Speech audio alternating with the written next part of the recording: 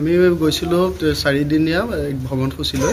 তাৰে 2টা দিন বেংককৰ থাইলেণ্ডৰ বেংককত ব্ৰিটিছ ইণ্টাৰনেশ্যনেল স্কুল অডিটৰিয়ামত এদিন কম্পিটিশ্যন আৰু এদিন ফেষ্টিভেল 2 দিন অনুষ্ঠিত হৈছিল। তাতে আমাৰ শ্ৰী শ্ৰী জগন্নাথ দেৱ নতুন সাংস্কৃতিক কেন্দ্ৰৰ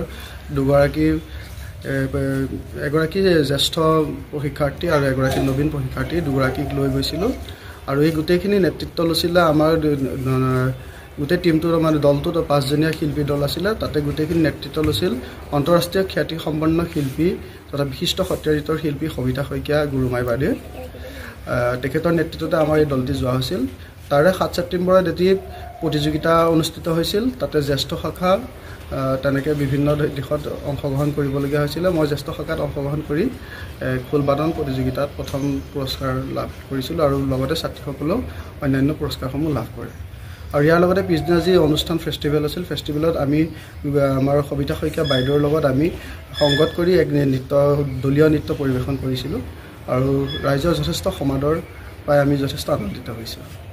আপোনালোকৰ যি সাংস্কৃতিক গোষ্ঠী আজি দেখা গৈছে যে বেংককত এটা ঢিংবাসী হিচাপে এটা গৌৰৱ অনুভৱ কৰিছোঁ আমি সকলোৱে, যিহেতুকে আপোনাৰ স্কুলৰ ছাত্ৰ বা প্ৰশিক্ষকে এই সন্মান লাভ কৰিছে বেংককত। কি ক'ব আপুনি?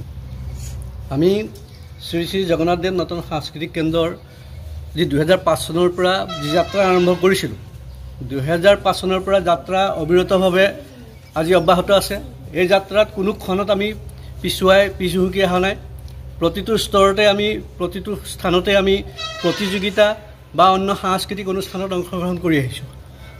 বিভিন্ন সময়ত আঞ্চলিকভাৱে বা ৰাজ্যিকভাৱে বিভিন্ন অনুষ্ঠান কৰাৰ বাহিৰেও আমাৰ বিদ্যালয়ৰ বহু কেইগৰাকী ছাত্ৰ ছাত্ৰীয়ে ৰাষ্ট্ৰীয় পৰ্যায়ত খ্যাতি অৰ্জন কৰিবলৈ সক্ষম হৈছে। বেংককত 2009 চনত গৈ আমাৰ ছাত্ৰ ছাত্ৰীসকলে অনুষ্ঠান পৰিদৰ্শন কৰিছিলে। তাৰ বাহিৰেও কেইবাটাও বিচ ফেষ্টিভেলত ইতিমধ্যে প্ৰদৰ্শন কৰি আহিছে।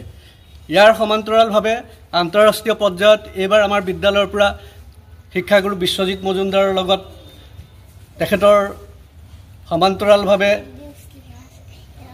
সংগীত সত্ৰৰ সবিতা বাইদেউ শইকীয়া দেৱে তত্বাৱধান কৰি নিয়া যিটো দল গৈছিলে 5জনীয়া দল, 5জনীয়া দলত আমাৰ বিদ্যালয়ৰ আৰু এগৰাকী প্ৰাক্তন ছাত্ৰী দীপাশ্ৰী মেধি আছিলে, ঢিঙৰি দীপাশ্ৰী মেধি।